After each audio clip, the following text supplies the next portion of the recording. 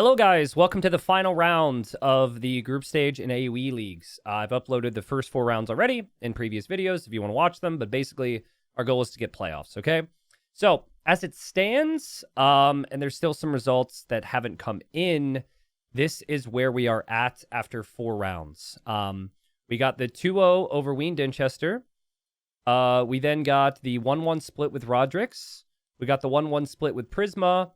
And then we got the 2-0 win versus Matza. Now, you get 3 points if you win 2-0. So you get like a bonus point for sweeping the set. Otherwise, you just get 1 point for win. That puts us at 8. Now, some details I just heard about before playing this series. This makes me kind of annoyed. So Prisma is like probably one of the favorites in this group, right? And we won 1-1 versus him. Matza got 3 points versus him because Prisma didn't show up. So that's like a free 3 points for Matza. And then Wien won the first game in his set against Prisma. Well played, Wien. Prisma then didn't play the second. He just gave an admin win to Wien, which means Wien gets +3. That's not reflected here yet. So that would put Wien at 7, I believe. Which means that Prisma might not as well. I don't know, but he might not even play his other set against Rodrix because he doesn't feel like he can get playoffs, and he clearly, isn't high priority. So we got to win. We got to win. That's the main thing. We got to win. We got to win to get first. If we get first, we're guaranteed semifinals. That's the plan. So I wanted to add that context because that's a pretty big deal that potentially, and maybe the admins will do something. Maybe they'll give everyone the admin win over Prisma. I don't know. But if I were to split 1-1 here, I could be overtaken. Yeah. We got to control the controllables. Control what we can. We've got Atacama against Angel. Angel's kind of a newer player. 2200 elo player. So is one of the weaker players in the group. Does really like open maps. And I knew he would be pretty aggressive here. There's a bunch of different civs you could opt for on Atacama. But I really wanted the Georgians because of the mule cart. And the civs as well are kind of similar. Like Georgians would be really good in Acropolis as well, which is my home map. So, what I didn't realize is that we are super close together here. And that's just because I'm pushing deer. Usually you're really far away. So this is going to be a very different type of Atacama game. I don't know if I should be embarrassed by this. Because if you win the tournament, you win 20 euros, guys. But I watched every rec from every one of my opponents. This is tournament practice. I'm trying to practice as if this is a big tournament, to gain experience. And so I watched 2 games that he played here. Actually, I think it was 3 games that he played on this map. He liked the Hindustanis. Hindustanis to go like all in scouts because someone did that against him. Hindustanis can break through the buildings really fast. And then he also likes the Khmer for the ability to get the scouts out fast and play heavy army and play a little bit messy in and out of the houses, right? So I expected him to play Khmer. I am just comfortable with the Georgians, and I feel like you're never really behind, which is always a good starting spot. But, sorry, we're missing stuff already. So I patrolled my scout here, right? And I patrolled it, and I just instantly went in. Like, I patrolled it on attack stance, thinking that if I found his scout, I could do some damage there, and then I would heal in feudal and be ahead. But I didn't know his base would be there. Like, I was patrolling across the map to encounter him over here. So that's kind of annoying. That definitely... I mean, that's a significant amount of damage. And it's already expected that he might have the stable out ever so slightly faster than me. Because he's the Khmer. Playing tryhard here. Thought about stealing a little bit, but didn't want to lose the scout. And I actually thought about going Spear Skirm here. I think I would have if his berries were forward, but his berries being on the back, and also the fact that I'm going up lightning quick kind of makes it difficult for a build like that, because what makes it strong is like the heavy spears and scouts, spears and skirms really early. And that's also not my skill set, so I wanted to go scouts and adapt against this guy.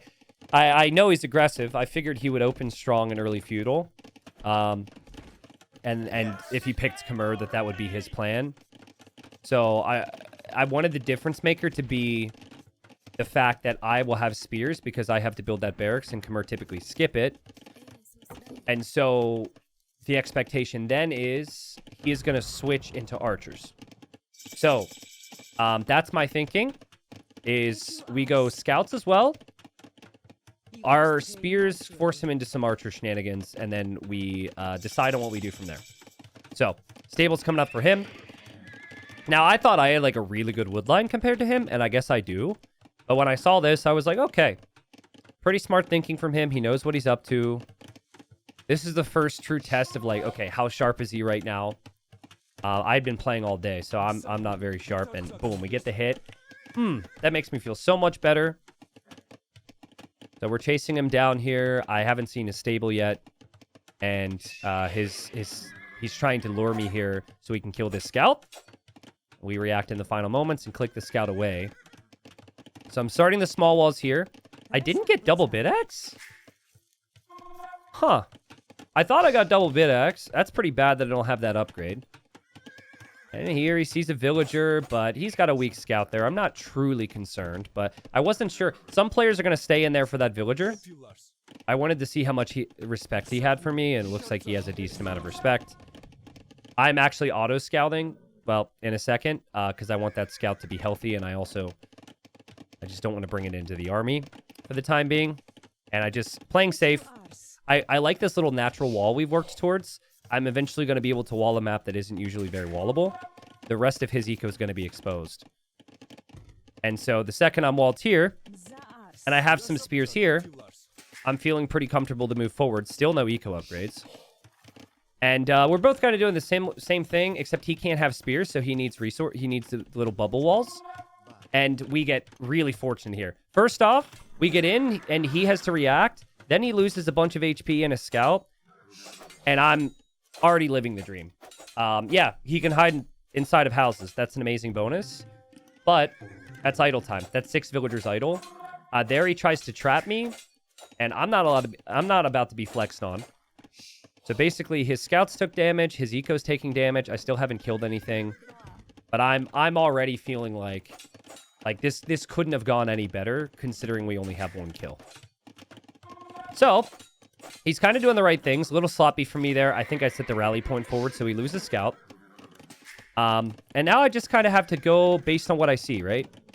Back at home, we've got the farms coming up. Looking around now. Auto Scout actually came down here, so it's like, okay, I'll bring him into the group now. And now I know he's going to be going archers. So, we're ahead on scouts. He's not going to have a healthy spot to make that many scouts. He'll probably make more. We know he's going archers. I really like staying on stable here. It's not that common in present-day AoE, but considering everything's been a whole lot more smooth for me, and he's going to feel the need to counterattack pretty soon, it's way easier for me to just add a couple more farms, plan around a blacksmith, and plan around armor, and maybe get into bloodlines as well for the scouts. And it's especially strong if the opponent can't add spears. Like, spears are kind of the key, but he's missing that. And it feels incredibly unintuitive to go for a barracks now. So I think what he's trying to do is make sense. Go for scouts and archers. And he's going to be feeling like scouts and archers just beats just scouts, right? But obviously, numbers is a factor. So yeah, I thought I had double bit. I completely forgot about that. So we end up getting an engagement there. We see his archers come out. And so here's where things get... Here's where I try and do a couple things that are really going to secure the map a lot more for me, but it's a bit risky. So I don't know where his archers are. They're hiding in the TC and his range. I know his scouts are probably going to be out at some point. So right here, I go, okay, let's just gate this so I can get more vills in there. And then I say, wait a second. Imagine the pathing if I place these houses real quick. It'd actually be sick, right? His army would have to go the whole way around. I'm looking for his archers, looking for his archers. I know this is risky, and then I see that, and I'm like, are you freaking kidding me? And then, of course, this house means nothing. There might be archers coming as well, because I haven't seen the full group. So this is where I start to, you know, make some mistakes. Luckily for me, he didn't bring the archers. His archers are still massing up in the range and in his TC. And here he comes now, and he'll want some damage. This is all avoidable damage, I would say. It's all because I tried to be a little bit too fancy. This would have been completely fine. But We end up bringing the scouts back.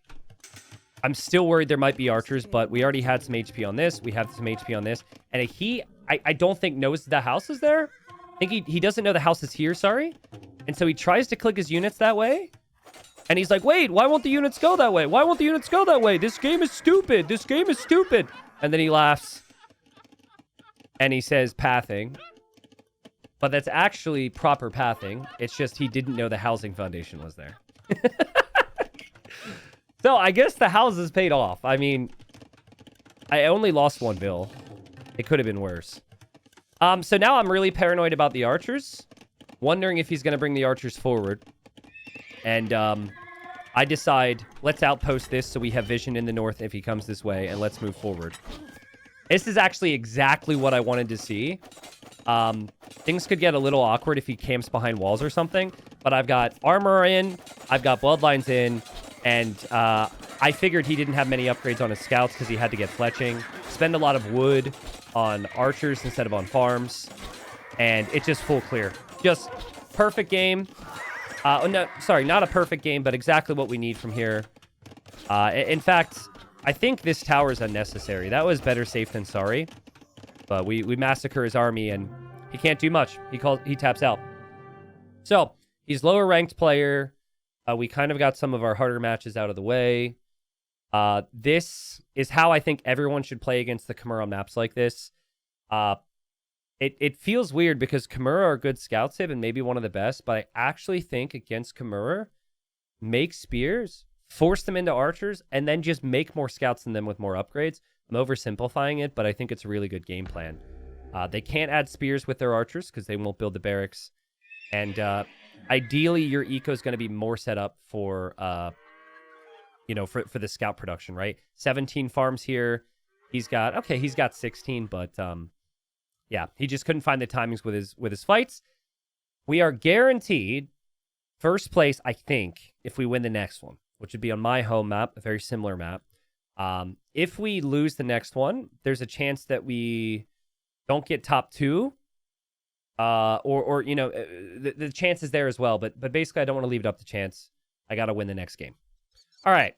So, my preparation really was interesting with this guy because, again, I saw him play with and against Khmer on the previous map. And then I saw him play... I actually didn't get to see him play Acropolis because I'm the only one with the home map. But there were similar maps, and he really liked Hindustanis. So when I was thinking of the bans, I banned out Chinese. What else did I ban?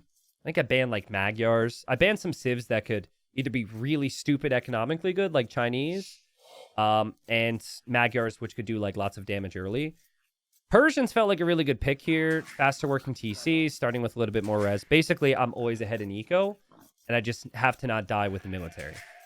And my thought was that he would go all in scouts, or at least like have his army be very similar to the previous game because that's what had killed him, and that's what I'd seen. And he's the underdog, right? And he's got to send it. Like, he doesn't have that many wins, so he's gonna send it for sure. We got a very good generation here, and I scouted it very early. Previous games, I didn't necessarily see the woodline on the front. My thinking was we would go double lumber camp this game because we typically see a lot of I was planning on making a lot of army, and for the double lumber camp to pay off, it's usually one of those feudal ages where you are producing a lot. Whereas if you're, I don't know, like it does depend. I think it takes a couple minutes for the second lumber camp to pay off, but long story short, I was just thinking lumber camp will hopefully pay off. Base is half decent though. I mean, that's a massive chunk of wood on the front. I was really concerned that this could be locked down with one tower or the range units though. So I've seen this be a problem. You commit 2 lumber camps here, 1 tower in the middle, and then you're screwed. So, meanwhile, this is pretty cool. I mean, this shows that he knows the map. I even looked down here with my sheep for this, because I was thinking about maybe taking that. But yeah, he's taking the corner wood. Highly recommend this on Acropolis. Scout the corners. You'll usually find a wood line there. You'll see, I end up being very confused. I have no clue where he is for wood. And I don't know the order in which you guys are watching this. It's very likely you didn't watch the other sets. But if you did, you'll remember that I was mad at myself that I didn't scout my opponent's wood line. And I casted that and then played this series. So today it was cast 2 sets, play a set. No. Play a set, cast 2 sets, now play a set, now cast a set. So it's... This is why I say please like the video and leave a comment, and hopefully the viewership and the feedback is half decent on this, because I basically, you know, kind of, we're running into like 5 or 6 hour territory for this tournament group stage today. But anyways, yeah, we're just pushing in deer. I'm thinking double lumber camp. I was going to be greedy, guys, and I was going to push this, but I said, Tristan, don't do it. You already have enough food. You need to know what he is doing. And I think that ended up being a good decision. Because again, we got to know where he is. We have to know what he's building up for. So I didn't see a woodline on the front. Right now, I'm just going to scout the top of his base. Look for any like clues on what he's going to make. And we are up. Persians should be ever so slightly ahead with resources collected long term. Something that's awkward, though, is because they produce villagers so quickly, is it becomes pretty tough to have the food that you need to produce scouts and spears sometimes. Like, you need so much food for that TC.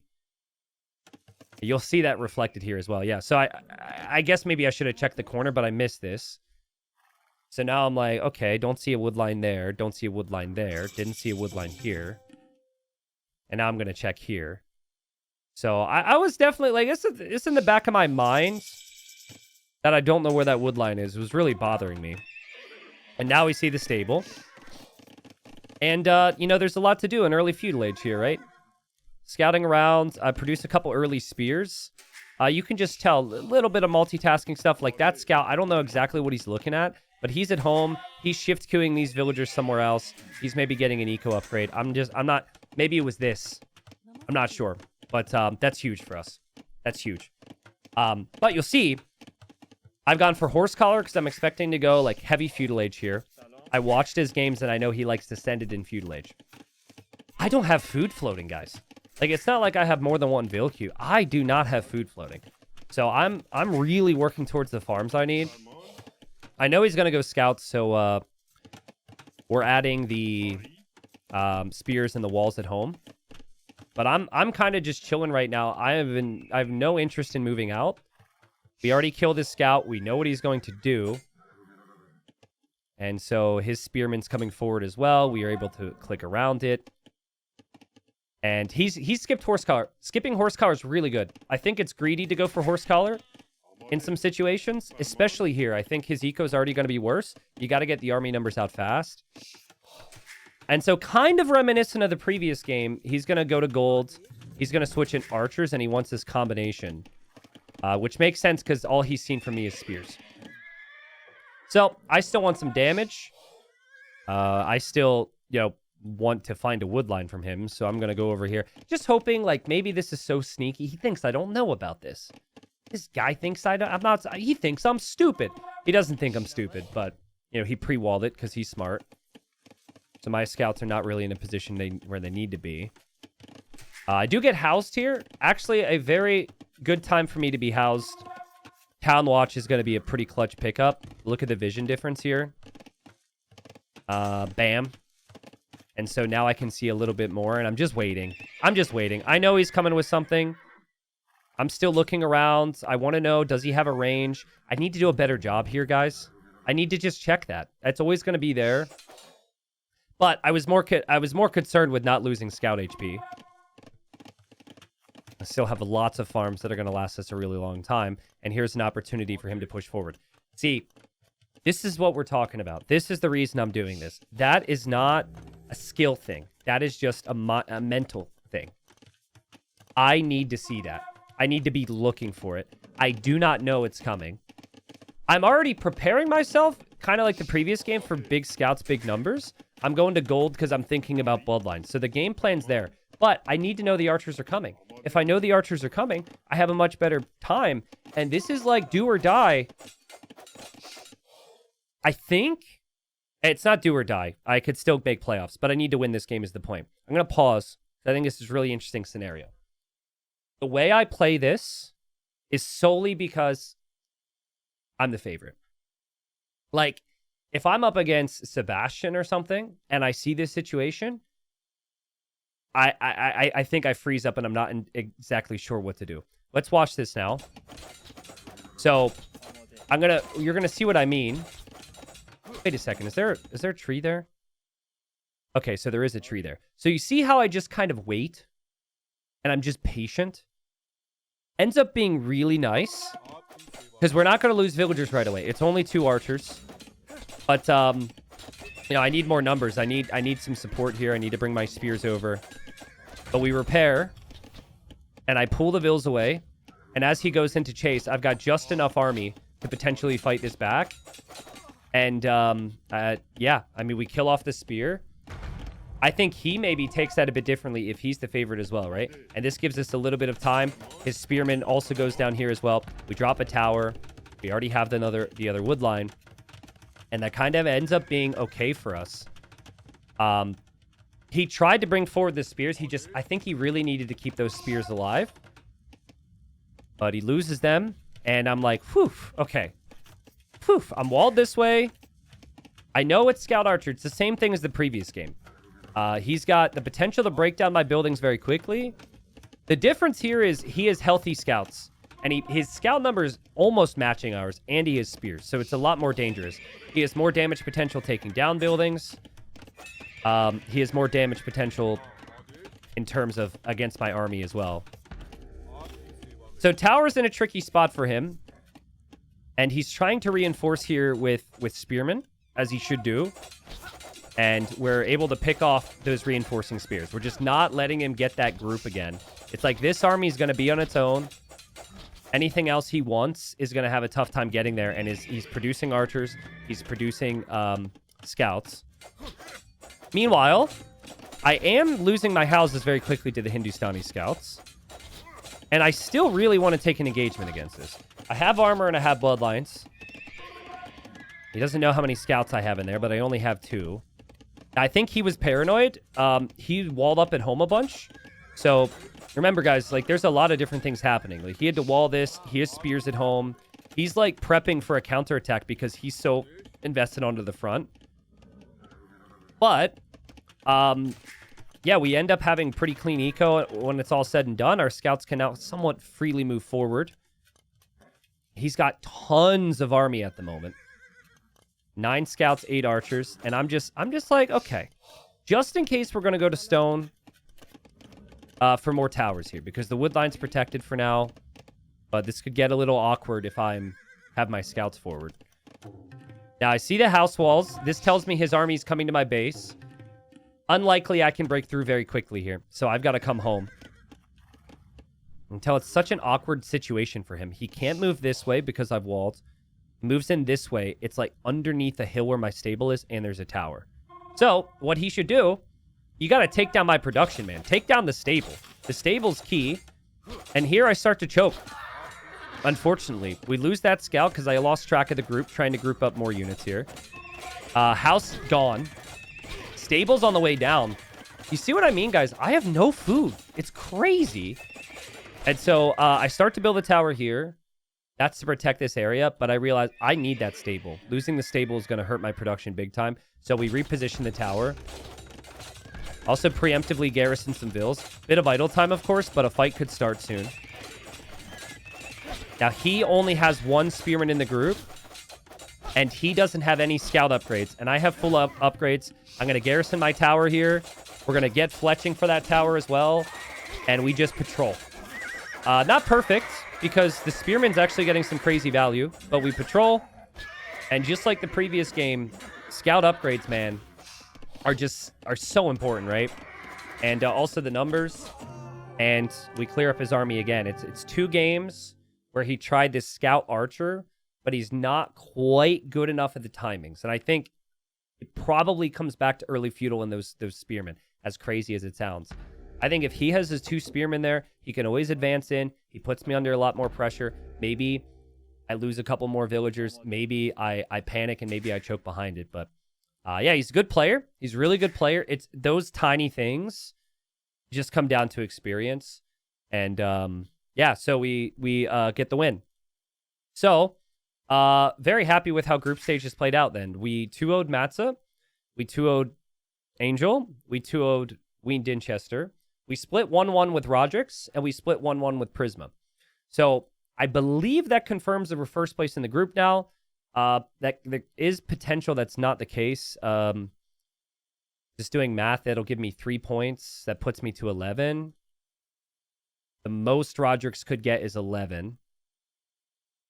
Which I would say is possible because Prisma, if Prisma doesn't think he's getting playoffs, he might just not play, which would give him 3 wins. And yeah, Rodrix is a good player. So, but I think, I don't know the way tiebreak works, but I think if Rodrix and I are tied, yeah, I'm not actually sure how that would work. We might be like dead tied because we also split 1-1 in the set. Well, I guess it's not confirmed. I'll keep you updated on that and let you guys know. Maybe we can get an edit in here from Hardy. By the time this is up on YouTube, it can let you know where I'm end up positioning in the group. I personally think if there's 3 admin wins handed out out of 5 sets, that everyone should just get free wins for their sets against Prisma. But that's up to the admins to decide and see how that goes. I think at the very least, what it does confirm is that I am at least playoffs, which would mean I go into the semifinals. So if I'm first place, I play whoever's second place in this group. Right now, my friend Ozone's doing a really good job. He's a really talented player. He does have some of his tougher sets coming up against, well, Aladishek should be tricky, but I think mainly Niaz is the big one. So I'm hoping that Ozone wins this group, that I win this group. We both win our semifinals, and then we both make it to the final. But what this guarantees for me, guys, is more tournament experience, at least a best-of-5 semifinal, and if I win, we get the best-of-5 final. And if I lose, we get a best-of-3 third-place match. So that's good. So I'm happy. Good wins, solid approaches. I think the biggest ones for me was getting a win against Prisma, getting the win against Rodrix, getting the 2 over Sween Dinchester. All really solid results. So anyways, this was shorter than the other ones because the games are very fast. I will continue to cast all my sets that I play in this tournament. If you guys enjoy this stuff, if you enjoy the reviews, you want to follow along, please leave a like, leave a comment, tell a friend. Or don't tell a friend unless they're really going to be interested because, like, this is probably for the real dedicated fans, which you are. Couple more days, maybe a week, we'll have the next set come up. And thank you guys very much for watching. Content's always on the main channel. You already know that. But thanks again. That is it for me. We'll see you next time. Oh, actually, we'll link in the description some of the names of the casters for AoE Leagues in case you want to watch someone cover some of these sets. They're doing good work over there. And so we'll link that in the description if you want to watch someone besides myself cast my own sets. Thank you, guys. See ya.